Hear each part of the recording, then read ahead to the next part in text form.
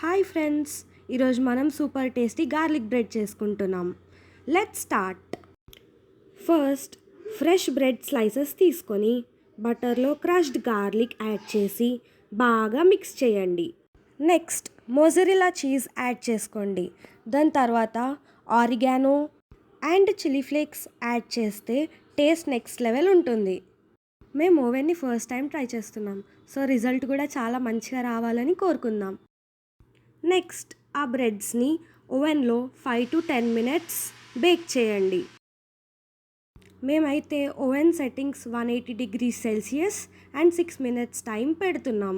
Bread పైన ఉన్న cheese melt and bread golden crispy అవుతుంది. అప్పటి వరకు ఓవెన్లో ఉంచండి. చూసారా చీజ్ ఎంత టేస్టీగా కనిపిస్తుందో. వావ్, మన garlic cheese bread ready. Crispy out side, cheesy inside. Please like, share and subscribe.